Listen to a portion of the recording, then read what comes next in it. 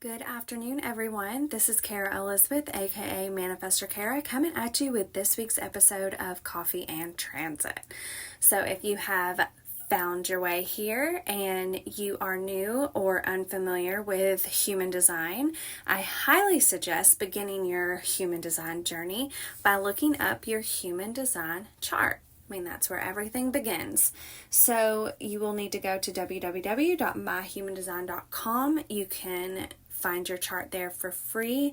You will just need to have your birthday, place, year, and time available to you and make sure that those things are correct, because the exact time really does matter, because even being born 5 minutes later can make differences, sometimes big, sometimes small. Never know.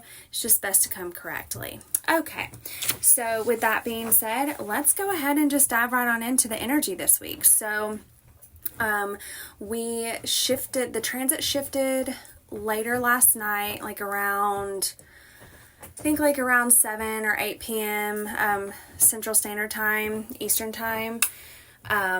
So we are already in this energy. We are in the first line today, so this is going to be here for the next 6 days or so as we transit through each one of these 6 lines through human design. And so the sun is our main experience, the main energy that we are playing with this week, and that is in gate 17, and it's known as a fair and methodical mind. And then the earth's energy is transiting through gate 18, which is known as questioning authority.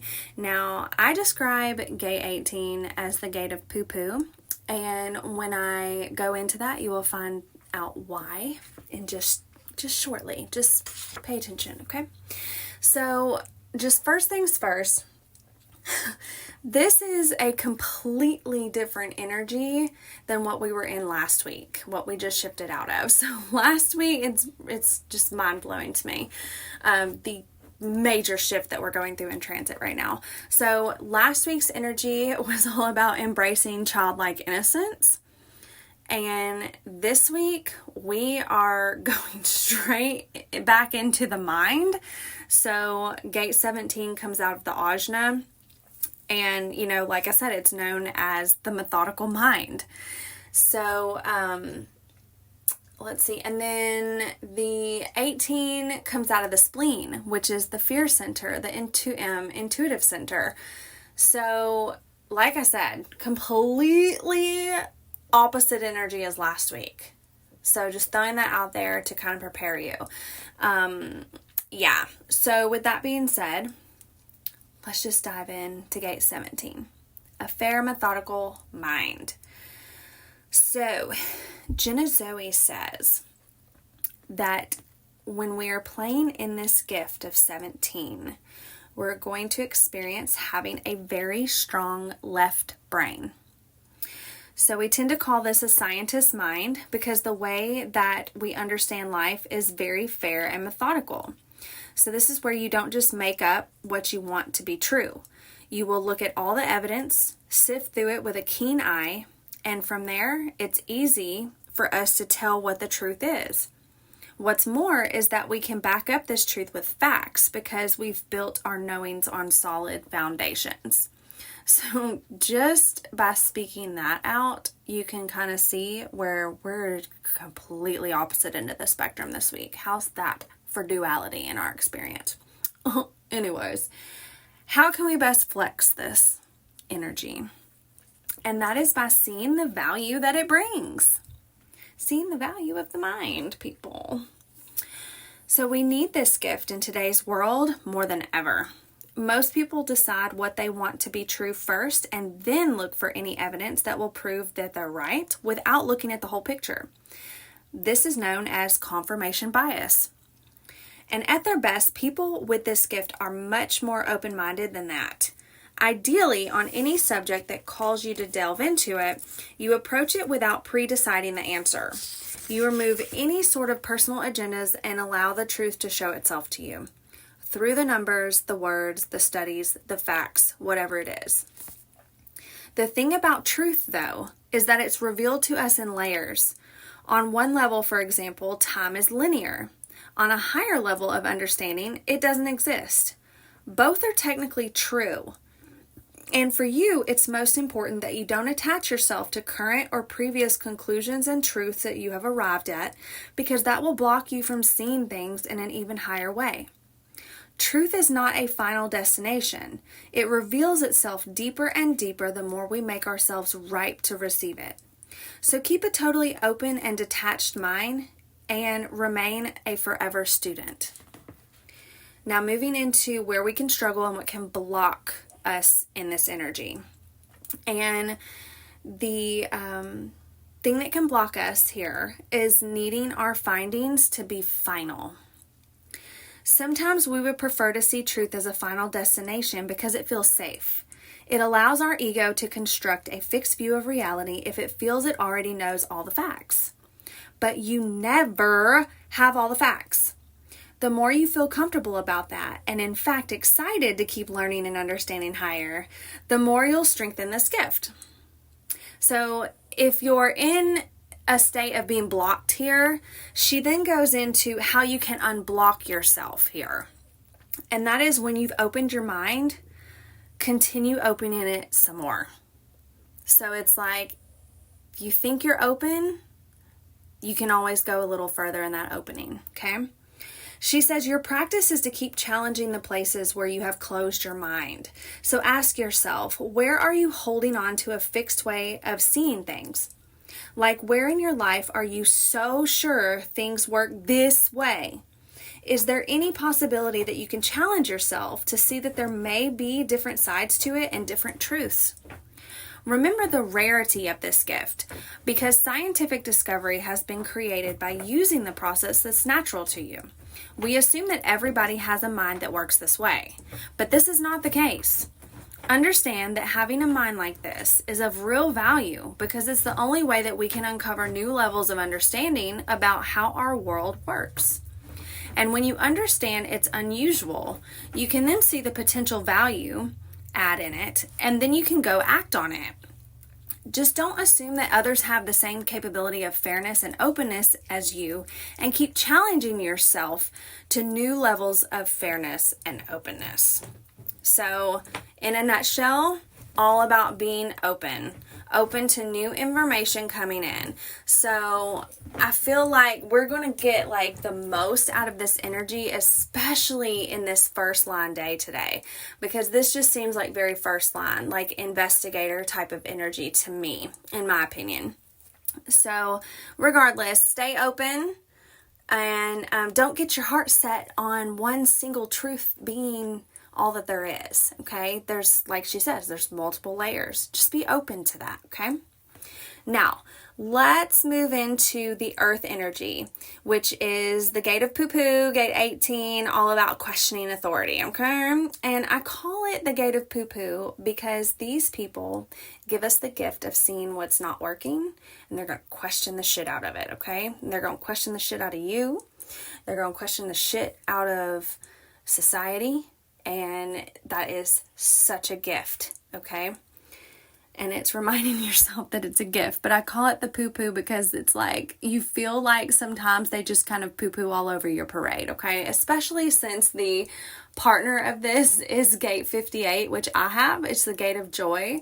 And the best way for me to describe this the gate of poo-poo's partner, which is the joy, is that you can literally have a dumpster fire of an experience and be like, wow, it's such like a pretty color flame. Like, that's the gift of the 58, which is this gate 18's programming partner. So okay, so anyways, preface, let's just move on and see what Jenna Zoe has to say about this. So this is how we're grounding. So it says, Gate 18 has an intuitive ability to tell who and what is in their integrity and who is not. They are unafraid to look at anyone, no matter their titles and status, and discern their conduct. The gift of 18 doesn't care about the job titles or the positions. It cares if you're being a good human and acting in your own alignment. Period. If your actions match up to your values. It cares about what can be made better, no matter where you are at on your journey.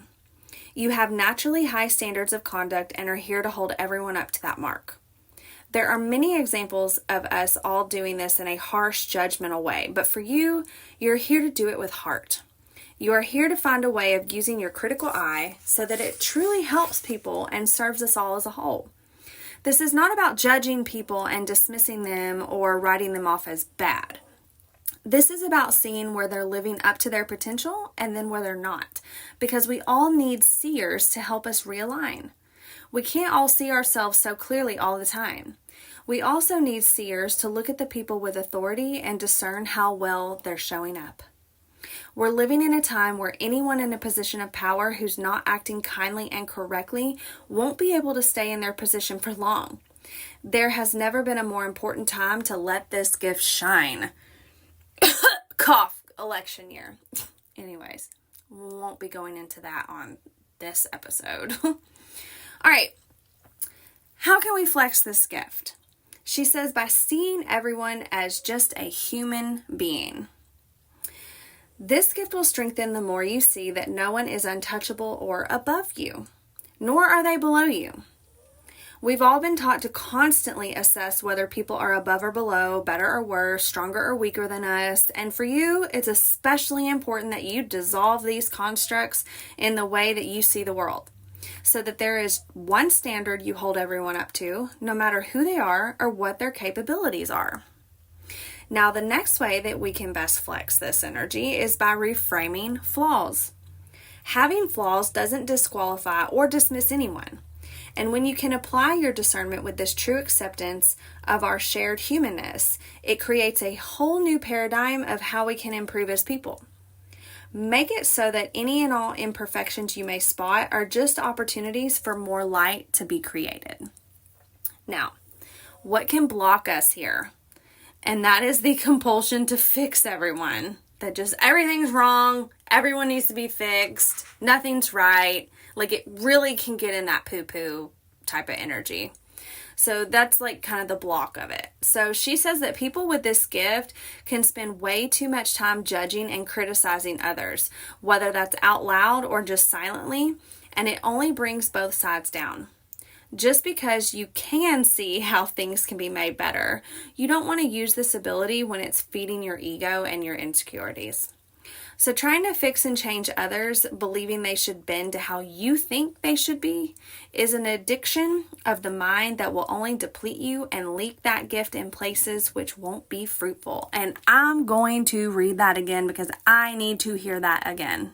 I feel like I'm the queen of criticism over here. And I don't even have this naturally. So, okay. Trying to fix and change others, believing they should bend to how you think they should be, is an addiction of the mind that will only deplete you and leak this gift in places which will not be fruitful. Reserve this gift for times and places where there's no emotional charge or agenda from your side. So the best way to come at this and utilize this energy is from a very neutral space. So as an emotional being over here, I'm just speaking this to myself. Either it's going to resonate with you or it doesn't. But I need the reminder to be neutral on my wave before using this gift. Like before speaking this gift. And now my girl Jen, when she was going over transits yesterday, she was explaining that this is like a great gift as far as like tapping into the projector side of like waiting for the invitation. So like waiting for some sort of invitation to share this, because you know it's like it just may not be the best time for your opinions, you know, so it's like wait for the right timing. And as far as like me being an emotional wave person, solar plexus person over here is like how I operate and make my decisions, then this is like a great reminder that that I need to wait for clarity and neutrality on my wave before tapping into this here. But this is going to be where we're grounding. Earlier is going to be our main experience. So naturally these two go together just like peas and carrots. So that is the energy that we're tapping into this week. complete opposite last week. But we can do it. We got this. I love you all, and I'll see you next week. Bye.